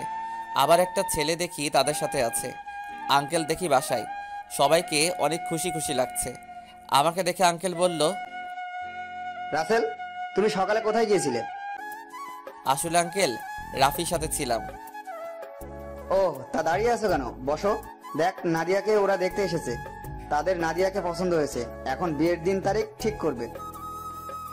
নাদিয়াপুর বিয়ের কথা শুনে আমার পায়ের নিচের মাটি সরে গেল। এখনই সবার সামনে বলতে ইচ্ছে করছে, নাদিয়াপু তুমি বিয়েটা করো না। আমি তোমাকে ছাড়া থাকতে পারবো না। আমি তোমাকে অনেক ভালোবেসে ফেলেছি, কিন্তু সেটা আর বলতে পারছি না। তাদের দেখে বোঝা যাচ্ছে তারা এই বিয়েতে অনেক খুশি। সবচেয়ে বড় কথা হলো আপুকেও দেখি অনেক খুশি। তাদের এই খুশির মাঝে আমার ভালোবাসার কথা বলতে পারবো না। আমি চাই না আমার কারণে তাদের খুশি নষ্ট হয়ে যাক। আর ছেলেটা দেখতে অনেক সুন্দর, আপুর সাথে ভালো মানাবে। আমি নিজের কষ্ট চেপে রেখে তখন আমি বললাম, তাহলে তো অনেক ভালো, তোমরা যেটা ভালো মনে করো। তোর কি ছেলেকে পছন্দ হয়েছে? ওনাকে পছন্দ না হওয়ার কি আছে? দেখতে অনেক সুন্দর, আপুর সাথে ভালো মানাবে। তাহলে আমরা বিয়ের দিন তারিখ ঠিক করতে পারি। তারপর তারা বিয়ের দিন তারিখ ঠিক করলো। আগামী শুক্রবার আপুর বিয়ে। আমি আর তাদের মধ্যে না থেকে নিজের রুমে চলে আসলাম। দরজা আটকে দিয়ে অনেক কান্না করতে লাগলাম। জীবনে কোনো মেয়েকে ভালোবাসি নাই, এই প্রথম একজনকে ভালোবাসলাম, কিন্তু তাকে আর বলতে পারলাম না। বলার আগেই তার বিয়ে ঠিক হয়ে গেল। হঠাৎ আমার মোবাইলটা বেজে উঠল। দেখি রিয়া ফোন দিছে। আজকে এতদিন পরে রিয়া আজকে ফোন দিছে। চোখের পানি মুছে ফোনটা রিসিভ করলাম। কিরে, কেমন আছিস? আছি কোনো রকম। তুই কেমন আছিস? আমি আলহামদুলিল্লাহ ভালো আছি। মামা মামি তারা কেমন আছে? সবাই ভালো আছে, কিন্তু তোর কথা কেমন জানি লাগছে। কি হয়েছে তোর? আমার তো কিছুই হয়নি। তুই মনে হয় আমার থেকে কিছু লুকাচ্ছিস। বল কি হয়েছে তোর? বলতে পারি, কিন্তু তুই আমাকে কথা দিতে হবে, তুই কাউকে কিছু বলবি না। ঠিক আছে, বলবো না, এবার বল। তাহলে শোন, রিয়াকে সবকিছু খুলে বললাম। এটা তুই কি বলছিস? আমি ফুপা ফুপির সাথে কথা বলি? না রে, তারা শুনলে অনেক কষ্ট পাবে, তারা এই বিয়েতে অনেক খুশি। তাহলে তুই কষ্ট পাচ্ছিস কেন? আমি কষ্ট পেলে কিছু হবে না, আমি চাই না আমার কারণে তাদের আশা ভরসা সব নষ্ট হয়ে যাক। তুই কি পারবি আপুকে ভুলে থাকতে? আমাকে ভুলে থাকার চেষ্টা করতে হবে, এই বিয়েতে আপু রাজি আছে। তাহলে আপু যখন তোকে ভালোবাসার কথা বলেছে তখন রাজি হসনি কেন? তখন তো আমি আপুকে ওই চোখে দেখি নাই, আমার বড় বোনের মতো দেখেছি। আর আঙ্কেল আন্টি এবং সমাজের কথা চিন্তা করে আপুকে মানা করে দেই। তখন যদি রাজি হতি তাহলে আজকে আর এত কষ্ট পেতে হতো না। এখন তুই কি করবি? এখন আমি আপুকে ভুলে থাকার চেষ্টা করব। আপুর বিয়ে হয়ে গেলে আঙ্কেল আন্টি একা হয়ে যাবে, তাই আমি চাই বাকিটা জীবন তাদের সাথে পার করে দিতে। ঠিক আছে, তাহলে ভালো থাকিস, আর যা কিছুই করিস চিন্তা ভাবনা করে করিস। বাই। এই বলে রিয়া ফোন কেটে দিল। আমার চোখ দিয়ে আবার পানি পড়তে শুরু করলো। কান্না করতে করতে নিচে ঘুমিয়ে গেলাম। রাতে সবাই টেবিলে বসে খাবার খেতে লাগলাম। তখন আঙ্কেল বলল, রাসেল, আমি চাই নাদিয়ার বিয়ের সবকিছু তুমি করবে। ঠিক আছে আঙ্কেল। আরে রাসেল, তোমার চোখ দুটো লাল হয়ে আছে কেন? কি হয়েছে তোমার? আসলে আন্টি চোখে কি যেন পড়েছে, তাই লাল হয়ে গেছে। চিন্তা করবেন না, এমনি ঠিক হয়ে যাবে। আমি নাদিয়া আপুর দিকে তাকিয়ে দেখি এক মনে খাবার খেয়ে যাচ্ছে। আমি তার থেকে চোখ সরিয়ে হালকা খাবার খেয়ে রুমে চলে আসলাম। রুমে এসে দেখি মোবাইলটা বাজতে আছে। হাতে নিয়ে দেখি রাফি ফোন দিছে। আমি রিসিভ করার পর রাফি বলল, কিরে, কেমন আছিস? আপুকে কি ভালোবাসার কথা বলেছিস? আমি ভালো আছি, আর আপুকে ভালোবাসার কথা বলতে পারি নাই। কেন, কি হয়েছে? আপুর বিয়ে ঠিক হয়ে গেছে, তাই আর আমার মনের কথা খুলে বলতে পারি নাই। কি বলছিস তুই? কোথায় বিয়ে ঠিক হয়েছে? ছেলের বাড়ি কোথায় সেটা বলতে পারবো না। ছেলেটা দেখতে অনেক সুন্দর। তুই আমাকে বাসার সামনে নামিয়ে দিয়ে যাওয়ার পর তারপর সব খুলে বললাম। এটা তুই কি বলছিস? তুই কি পারবি আপুকে বলে থাকতে? তুই একবার আঙ্কেল আন্টিকে কথাটা খুলে বল, আর না হয় আপুকে বল। না রে, আমি চাই না আমার কথা শুনে তারা কষ্ট পাক। এই বিয়েতে তারা সবাই খুশি আছে, আর নাদিয়া আপুও রাজি আছে। আঙ্কেল আন্টির কথা চিন্তা করে নিজেকে কষ্ট দিবি? তুই কি থাকতে পারবি? শোন, আঙ্কেল আমাকে রাস্তা থেকে তুলে এনে তাদের বাসায় ঠাঁই দিছে। তাদের মতো একটা পরিবার পেয়েছি। আমার মতো এতিম ছেলেকে নিজের ছেলের মতো দেখেছে। তাহলে আমি এই কথা বলি কেমন করে? আর নাদিয়া আপুকে আমি ভুলে যাব? কিছুদিন গেলে সবকিছু ঠিক হয়ে যাবে। তুই মানুষ না রে, তুই একটা ফেরেশতা। তোর মতো বন্ধু পাওয়া ভাগ্যের ব্যাপার। ঠিক আছে, ভালো থাকিস। কালকে থেকে বিয়ের সবকিছু আমাকে করতে হবে, আজকে আঙ্কেল বলেছে। ওকে, ভালো থাকিস, আল্লাহ হাফেজ। এই বলে রাফি ফোন কেটে দিল। আমি নিজেকে যতই শক্ত রাখার চেষ্টা করি, কিন্তু আমি তা পারছি না। বারবার আপুর চেহারাটা চোখের সামনে ভেসে আসছে। আর কিছু না ভেবে ঘুমিয়ে পড়লাম। সকালে ঘুম থেকে উঠতে দেরি হয়ে গেছে। আজকে আমাকে কেউ ডাকতে আসে নাই, মনে হয় কাজে কামে বিজি সবাই। আমি বিছানা থেকে নেমে ওয়াশরুমে চলে গেলাম। ফ্রেশ হয়ে একটা জামা গায়ে দিয়ে নিচে আসলাম। নিচে এসে একজনকে দেখে আমি পুরো অবাক হয়ে গেলাম। আর কেউ নয়, আপুর সাথে যে ছেলের বিয়ে ঠিক হয়েছে সেই ছেলে। আমি এখনো ওনার নাম জানি না। আমাকে দেখে ডাক দিল। আসসালামু আলাইকুম দুলা ভাই, কেমন আছেন? আলহামদুলিল্লাহ, ভালো আছি। তুমি কেমন আছো? আমিও ভালো আছি। দুলা ভাইয়ের নামটা তো জানা হলো না, তা হঠাৎ বিয়ের আগে শ্বশুর বাড়িতে? আমার নাম রনি, নিজের অফিস দেখাশোনা করছি। আর আজকে নাদিয়াকে নিয়ে মার্কেটে যাব বিয়ের কেনাকাটা করতে। আমি চাই নাদিয়ার পছন্দ মতো সবকিছু কিনে দিতে। খুব ভালো। তা আপু কোথায়? নাদিয়া রেডি হয়ে আসছে, তুমিও আমাদের সাথে চলো। না দুলা ভাই, আঙ্কেল আমাকে বিয়ের সব কিছুর দায়িত্ব দিছে। আমি নাস্তা করে বাহিরে গিয়ে বিয়ের কার্ডের অর্ডার, ডেকোরেশন সব কিছু করে আসতে হবে। আমার হাতে অনেক কাজ। আপনি আপুকে নিয়ে যান। তোমার যখন কাজ আছে তাহলে তো আর জোর করা যাবে না। চলুন, নাস্তা করবেন। আমি বাসা থেকে করে এসেছি, তুমি করে নাও। ঠিক আছে বলে নাস্তা টেবিলে চলে আসলাম। খালা আমাকে নাস্তা দিয়ে গেল। হঠাৎ সিঁড়ির উপর চোখ গেল, দেখি আপু সুন্দরভাবে সেজেগুজে নিচে নামছে। আপুকে দেখতে অনেক সুন্দর লাগছে। আপু আমার দিকে তাকাতেই আমি চোখ সরিয়ে নিলাম। তারপর তারা দুজনে বাসা থেকে বেরিয়ে গেল। আমি হালকা নাস্তা করে বাসা থেকে বেরিয়ে রিক্সা নিয়ে রাফিদের বাসার সামনে চলে আসলাম। ভাড়া মিটিয়ে কলিং বেল চাপ দিলাম। কিছুক্ষণ পর রাফির আম্মু দরজা খুলে দিল। আসসালামু আলাইকুম আম্মু, কেমন আছো? এতদিন পর তোর এই আম্মুর কথা মনে পড়ছে? সরি আম্মু, আমার ভুল হয়ে গেছে, আর কখনো এমন ভুল করব না। ঠিক আছে, এখন ভিতরে আয়। রাফি তার রুমে আছে, তুই ওর রুমে যা, আমি কফি পাঠিয়ে দিচ্ছি। ঠিক আছে আম্মু। আমি ভিতরে ঢুকে ওপরে রাফির রুমে যেতে লাগলাম। এবার আপনাদের বলি, রাফির আম্মু জানে আমার আব্বু আম্মু নেই, আমি একটা এতিম ছেলে। তখন রাফির আম্মু আমাকে বলে, কে বলেছে তোর আব্বু আম্মু নেই? আজকে আমি তোর আম্মু, এখন থেকে আমাকে আম্মু বলে ডাকবি। এখন আমার 2 ছেলে। এরপর থেকে রাফির আম্মুকে আমি আম্মু বলে ডাকি। রাফির রুমে এসে দেখি রাফি বিছানায় শুয়ে মোবাইল টিপতে আছে। আমাকে দেখে উঠে বসলো। কিরে, তুই কখন আসলি? এই তো কিছুক্ষণ আগে। তা তুই আসবি, আমাকে তো বললি না। আমি তো এমনি আসি নাই, আপুর বিয়ের সব দায়িত্ব আঙ্কেল আমাকে দিছে। আমি তো একা একা সব কিছু করতে পারবো না, তাই তোকে নিয়ে সব কিছু করব। নিজের ভালোবাসার মানুষের বিয়ের সব দায়িত্ব তুই পালন করবি, তোর কি একটুও কষ্ট হচ্ছে না? কষ্ট হলে তো কিছুই করার নেই। আঙ্কেল আন্টি সুখের জন্য আমি সব কিছু করতে রাজি আছি। এখন তাড়াতাড়ি রেডি হয়ে নে, হাতে অনেক কাজ আছে। ঠিক আছে, তুই বস, আমি ফ্রেশ হয়ে আসছি। এই বলে রাফি ওয়াশরুমে ঢুকে ফ্রেশ হয়ে আসলো। আম্মু এসে আমাদেরকে কফি দিয়ে গেল। দুজনে কফি খেয়ে আম্মুর থেকে বিদায় নিয়ে বাহিরে চলে আসলাম। বাইক নিয়ে দুজনে বেরিয়ে পড়লাম। প্রথমে বিয়ের কার্ডের অর্ডার দিলাম, তারপর বাকি যে কাজ ছিল সব কিছুর কাজ সেরে বাসায় চলে আসলাম।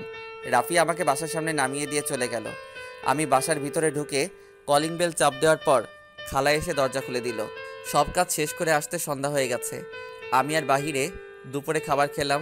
ভিতরে ঢুকে দেখে আঙ্কেল আন্টি সোফায় বসে কফি খাচ্ছে আর কথা বলছে। আমাকে দেখে আঙ্কেল ডাক দিল। আমি গিয়ে তাদের পাশে বসলাম। রাসেল, সব কাজ কি শেষ? জি আঙ্কেল, কালকে সকালে ডেকোরেশনের সব লোক মালপত্র নিয়ে চলে আসবে, আর বিয়ের কার্ড কালকে বিকালে নিয়ে আসতে বলছে। ফুলের লোক গায়ে হলুদের দিন সকালে আসবে। ঠিক আছে, তুমি এখন রুমে গিয়ে ফ্রেশ হয়ে কিছুক্ষণ রেস্ট নাও, কালকে আবার কাজে লেগে পড়তে হবে। ঠিক আছে আঙ্কেল। এই বলে নিজের রুমে চলে আসলাম। ওয়াশরুমে ঢুকে ফ্রেশ হয়ে বিছানায় শুয়ে পড়লাম। রাতে খাবার খাওয়ার জন্য খালা ডেকে গেছে, তাই বিছানা থেকে উঠে নিচে চলে আসলাম। টেবিলের সামনে গিয়ে দেখি আঙ্কেল আন্টি আর আপু বসে আছে। আমি একটা চেয়ার টেনে বসলাম। আন্টি খাবার বেড়ে দিল। আপুর দিকে তাকিয়ে দেখি এক মনে খাবার খেয়ে যাচ্ছে। আমার দিকে একটাবার তাকালো না। আমি খাবার খেয়ে নিজের রুমে চলে আসলাম।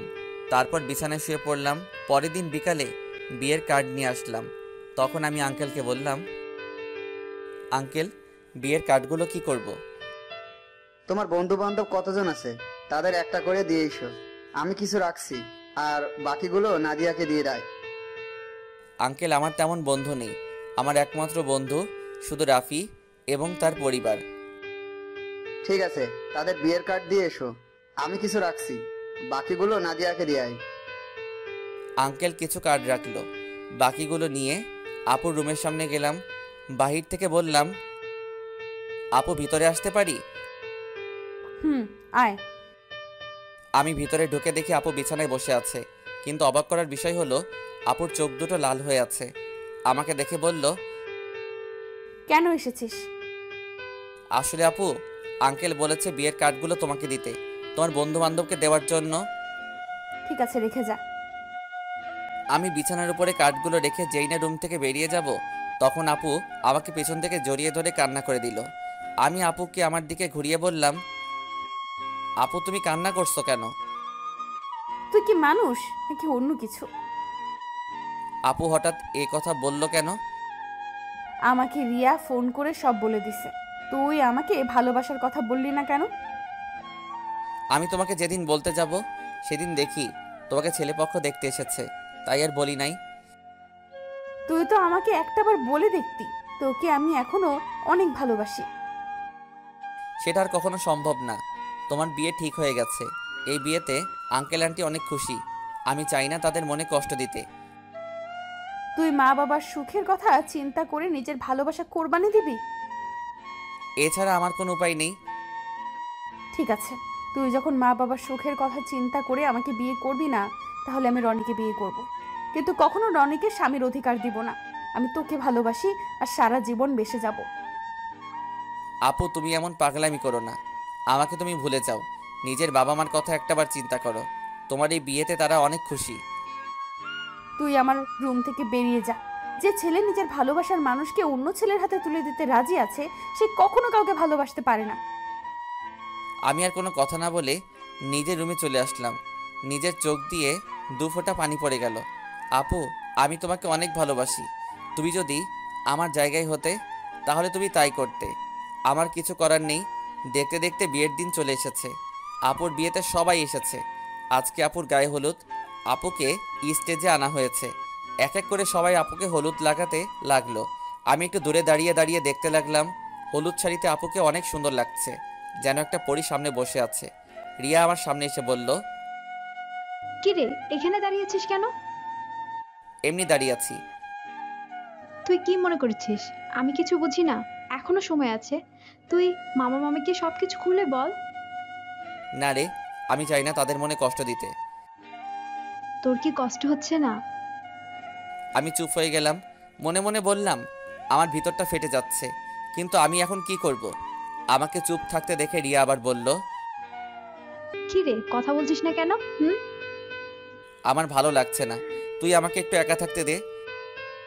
রিয়া আর কোনো কথা না বলে চলে গেল। হঠাৎ আঙ্কেল আমার সামনে এসে বলল, কি ব্যাপার রাসেল, তুমি এখানে দাঁড়িয়ে আছো কেন?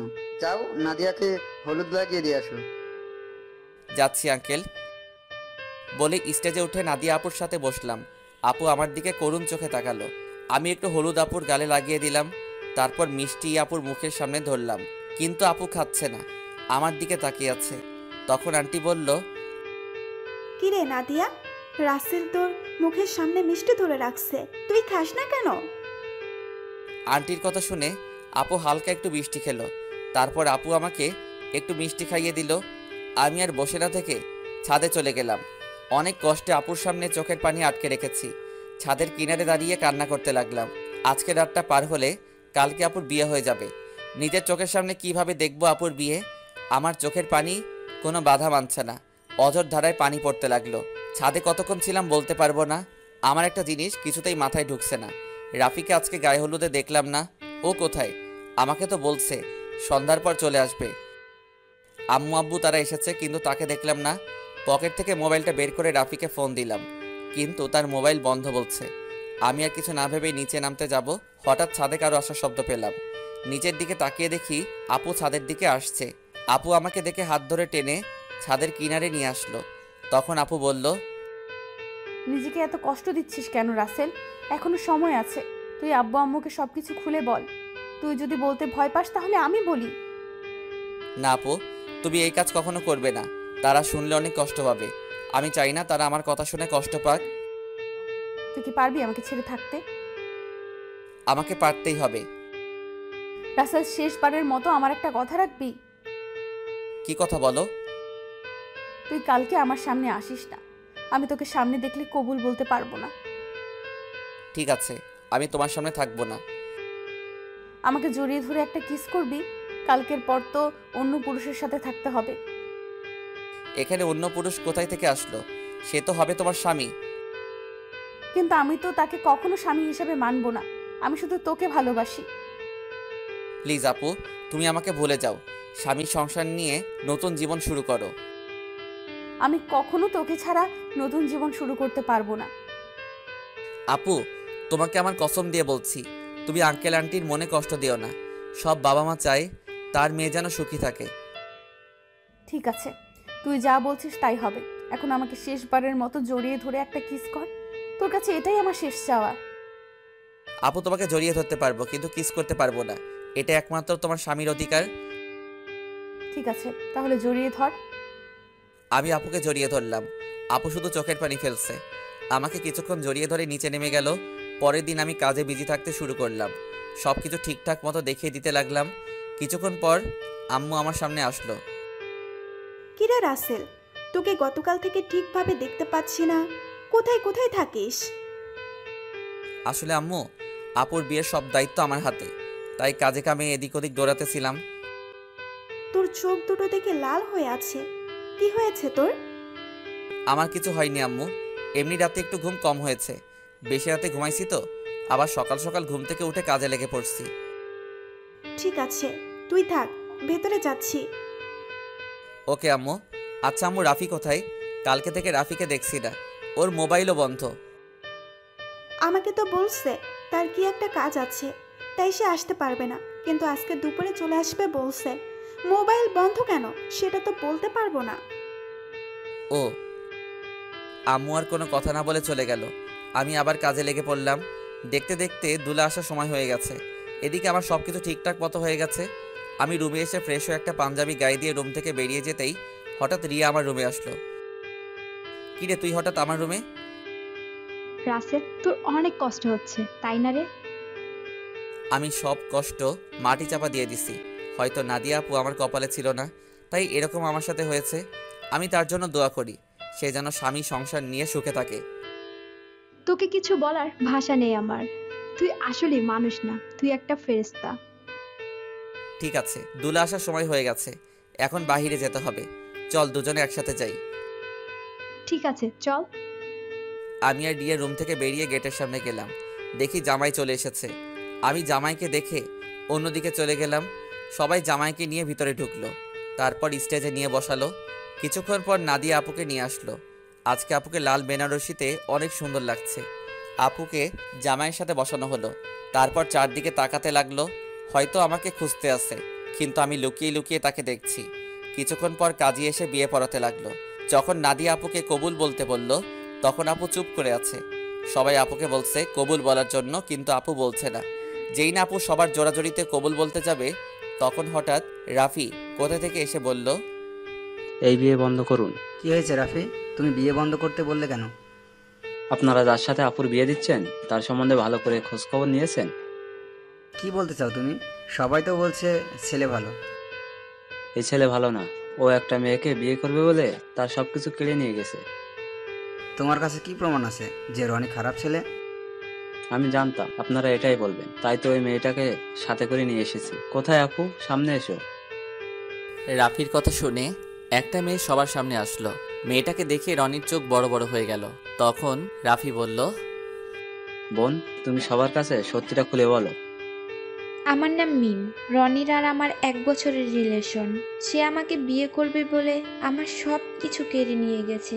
কিছুদিন আগে সে আমাকে বলে তাকে ভুলে যেতে, তার নাকি অন্য জায়গায় বিয়ে ঠিক হয়ে গেছে। আমার সাথে নাকি প্রেমের অভিনয় করছে।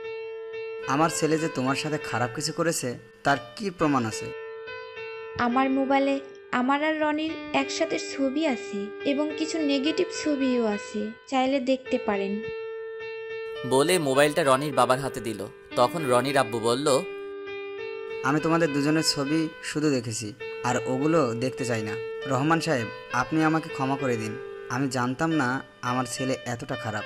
যদি জানতাম তাহলে কখনো আপনার মেয়ের জন্য বিয়ের প্রস্তাব নিয়ে আসতাম না। আমি আজকে ওদের দুজনকে বিয়ে দিব, পারলে আমাকে মাফ করে দিবেন। এই বলে রনির বাবা মিম এবং রনিকে নিয়ে তারা বাসা থেকে বেরিয়ে গেল। সবাই এখন চিন্তা করছে নাদিয়ার কি হবে। তখন আঙ্কেল বলল, এখন আমার মেয়েটার কি হবে? এখন কে ওকে বিয়ে করবে? তখন রাফি আর রিয়া আঙ্কেলের সামনে গিয়ে বলল, আঙ্কেল, আপনি কোনো চিন্তা করবেন না, আপুর বিয়ে আজকে এবং এখনই হবে। তুমি কি বলছো রাফি? আমার মেয়েকে বিয়ে করবে?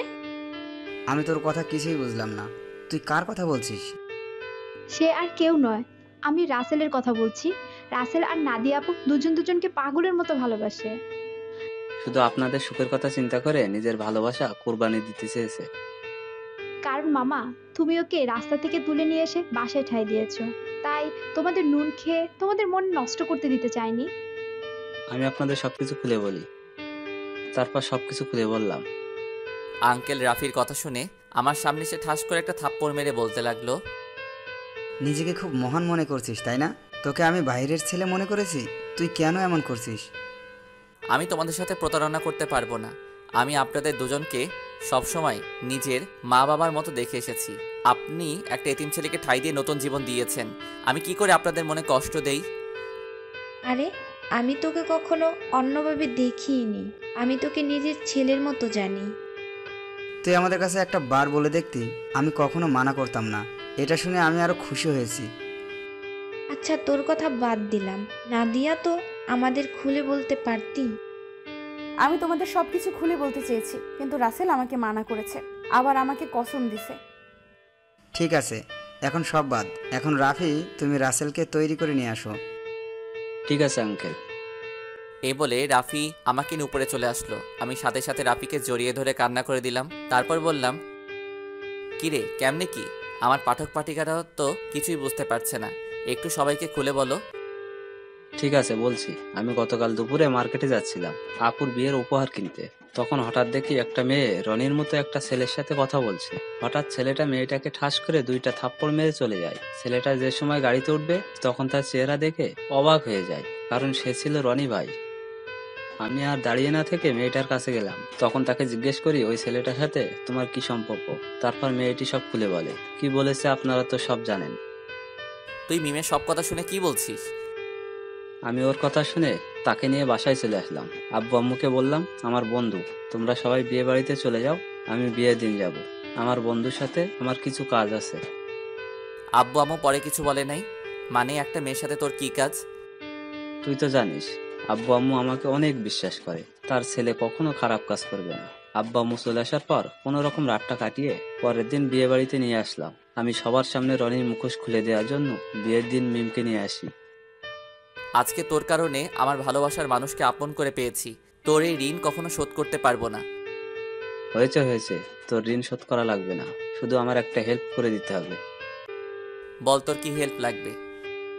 আমার সাথে একটা মেয়ে দাঁড়িয়ে যখন আঙ্কেলের সাথে কথা বলছে, ওই মেয়েটাকে আমার পছন্দ হয়েছে।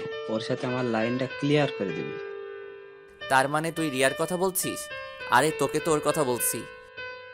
মানে আমি তো কিছুই বুঝতে পারছি না।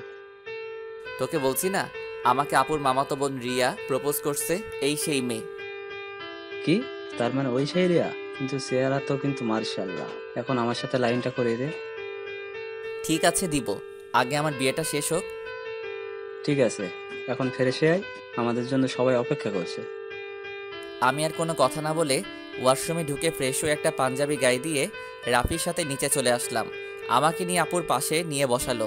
তখন আপু আমার কানের কাছে মুখ এনে বলল, আজকে তোর খবর আছে, শুধু বিয়েটা হয়ে যেতে দে। তুই আমাকে অনেক কষ্ট দিয়েছিস। সেটা বাসর ঘরে দেখা যাবে। আমিও কিন্তু কম কষ্ট পাইনি। কাজী বিয়ে পড়ানো শুরু করলো। আগে আপুকে কবুল বলতে বলল, আপু সাথে সাথে কবুল বলে ফেললো। সবাই মুচকি মুচকি হাসছে। এবার আমাকে বলতে বলল, কিন্তু আমি বলছি না, আমি আপুকে একটু লাগানোর জন্য দেরি করছি। আপু আমাকে কনুই দিয়ে গুঁতা দিল। আমি সাথে সাথে কবুল বলে ফেললাম। সবাই জোরে জোরে হাসা শুরু করলো। তারপর কাজী মোনাজাত ধরল। সবাই আমাদের জন্য দোয়া করলো। তারপর সবাই খাওয়া দাওয়া করে বাসায় চলে গেল। আব্বু আম্মু আমার কাছ থেকে বিদায় নিয়ে চলে গেল। রাফি আমার সাথে থেকে গেল। এখন আমি আর রাফি ছাদে বসে আছি। ছাদে আসার সময় রিয়াকে বলেছি ছাদে আসার জন্য। আমি আর রাফি বসে বসে কথা বলছি। কিছুক্ষণ পর রিয়া ছাদে আসলো। তখন আমি বললাম, কি রে, তোর আসতে এত দেরি হলো কেন? দেরি কি আর এমনি হয়েছে? তোর বাসর ঘর সাজাতে দেরি হয়ে গেছে। এখন বল কি জন্য ডাকলি? আজকে বিয়েবাড়িতে একটা ছেলে তোকে দেখে পছন্দ করে, সে নাকি তোর সাথে প্রেম করতে চায়। আমার কথা শুনে রাফি মাথা নিচু করে ফেলছে। তখন রিয়া বলল, ছেলেটা কে জানতে পারি? সে আর কেউ নয়, আমার কলিজা, আমার জানের বন্ধু রাফি। তাহলে না বলে তোকে বলতে বলছে কেন? আসলে আজ পর্যন্ত রাফি কোনো মেয়ের সাথে প্রেম করে নাই। কেন জানি তোকে দেখে পছন্দ হয়, কিন্তু লজ্জার কারণে বলতে পারছে না। তাই আমাকে বলল তোর সাথে লাইন করে দেওয়ার জন্য। ঠিক আছে, তুই রুমে যা। আপু রুমে তোর জন্য অপেক্ষা করছে বাসর ঘরে। আমার অনেক ভয় করছে রে। এত ভয় কিসের? বিড়ালটা ঠিক মতো মারিস। ওই, এই বিড়াল আবার কোথায় থেকে আসলো? সেটা বাসর ঘরে গেলে আপু তোকে দেখিয়ে দিবে। এখন তুই যা, আমি ওর সাথে কথা বলবো। আচ্ছা ঠিক আছে, যাচ্ছি। আমার বন্ধুর যেন কিছু না হয়, তাহলে কিন্তু তোর মাথা ফাটিয়ে ফেলবো। ওই আমার জামাইয়ের সাথে আর আমি যেটাই করি তোর সমস্যা কি? কি? তার মানে তুই রাজি? আরে ওকে তো প্রথম দেখে আমি প্রেমে পড়ে গেছি, এখানে রাজি হওয়ার কি আছে? তুই বাসর ঘরে যা, আমি আমার জানের সাথে একটু রোমান্স করি। তাহলে তোরা থাক, আমি গেলাম। আমি আর কোনো কথা না বলে বাসর ঘরের সামনে চলে আসলাম। দোয়া দরুদ পরে আস্তে আস্তে রুমে ঢুকলাম। তারপর দরজা বন্ধ করে দিলাম। দরজা বন্ধ করে বিছানার দিকে তাকিয়ে যেটা দেখলাম সেটা দেখে আমি পুরো অবাক হয়ে গেলাম। দেখি নাদিয়া আপু একটা লাঠি নিয়ে বিছানায় বসে আছে। আমি আপুর সামনে গেলাম। তখন আমি বললাম, আপু তুমি লাঠি নিয়ে বসে আছো কেন? ঠাস করে একটা বাড়ি মেরে দিল। তখন আমি বললাম, তুমি আমাকে মারলে কেন? প্রথমে আপু বললি কেন? আপুকে আপু বলবো না তো কি বলবো? আবার ঠাস করে আরেকটা বাড়ি মারলো। তখন নাদিয়া বলল, আর একবার যদি আপু বলে ডাকিস তাহলে তোর মাথা ফাটিয়ে দেব। এখন থেকে আমার নাম এবং তুমি করে বলবি। তুমি করে তো সব সময় বলি, কিন্তু নাম ধরে কিভাবে বলবো? তুমি তো আমার থেকে বড়। কারণ এখন আমি তোর স্ত্রী, আমাকে নাম ধরে ডাকবি। ঠিক আছে, এখন থেকে নাম ধরে ডাকবো। তো এতক্ষণ কোথায় ছিলি? তোর আসতে এত লেট হলো কেন? আগে বলো, তুমি আমাকে তুই করে বলছো কেন? আমি তোমার স্বামী, আমাকে তুমি করে বলবে। ঠিক আছে বলবো, এখন বল আসতে দেরি হলো কেন? তাহলে শোনো। তারপর রাফি আর রিয়ার কথা খুলে বললাম। সেটা তো খুশির খবর। আজকে রাফির জন্য তোমাকে আমি আপন করে পেয়েছি। ও না থাকলে এতক্ষণ আমাকে বাসর ঘরে রনি থাকতো। ঠিকই বলেছ, ওর মতো বন্ধু পাওয়া ভাগ্যের ব্যাপার। ঠিক আছে, এখন উঁচু করে আসো, 2 রাকাত নফল নামাজ আদায় করতে হবে। করব, আগে আমাকে একটা কথার উত্তর দাও। বিয়ের আগে তোমাকে দেখছি সব সময় কার সাথে যেন হেসে হেসে কথা বলতে। তুমি কার সাথে কথা বলতে? নাদিয়া আমার কথা শুনে হাসতে হাসতে বলল, আরে পাগল, এটা আমি অভিনয় করছি। আমি তোমার সামনে মোবাইল নিয়ে অন্য ছেলের সাথে কথা বলার অভিনয় করছি এবং তোমাকে এড়িয়ে চলছি। তুই এগুলো সহ্য করতে না পেরে যেন আমাকে ভালোবাসার কথা বলিস, কিন্তু হাদারাম তুমি আমাকে কখনোই বলো নাই। কিছুদিন পর যখন তোমার রিয়াকশন দেখলাম না, তারপর ওই ছেলেকে বিয়ে করতে রাজি হয়ে যাই। তারপর কি হলো তুমি তো জানো। আমারটার কি শুনবে? সব তো তুমি জানতে পেরেছ। এখন চলো দুজনে অজু করে আসি। ঠিক আছে চলো। আমি আর নাদিয়া ওয়াশরুমে ঢুকে অজু করে 2 রাকাত নফল নামাজ আদায় করে খাটে গিয়ে বসলাম। তখন নাদিয়া বলল, আজকে তোমার ভালোবাসা দিয়ে আমার সব কষ্ট দূর করে দাও। তোমার কষ্ট দূর করলে আমার কষ্টগুলো দূর করবে কে? আমিও তোমার সব কষ্ট দূর করে দেব ভালোবাসা দিয়ে। ঠিক আছে, তাহলে মিশনে নেমে পড়ি। আমার তো আর সহ্য হচ্ছে না। বাবা, আমার সিনিয়র জামাইয়ের দেখি সহ্য হচ্ছে না। আসো। তারপর আর কি, নাদিয়ার উপর ঝাঁপিয়ে পড়লাম। নাদিয়ার ঠোঁট দুটো নিজের আয়ত্তে নিয়ে আসলাম। আস্তে আস্তে কাপড় খুলতে লাগলাম। তারপর ওর পুরো শরীরে কিস করতে লাগলাম। ধবধবে সাদা দেহ। তারপর হারিয়ে গেলাম সাগরের বুকে। এখন আমি আর নাদিয়া সবসময় কলেজে যাওয়া আসা করি। রিয়া আর রাফির প্রেম ভালোই চলছে। তাদের পড়ালেখা শেষ হলে বিয়ে হবে। আমি আমার সিনিয়র আপুর ভালোবাসা পেয়ে অনেক সুখে আছি।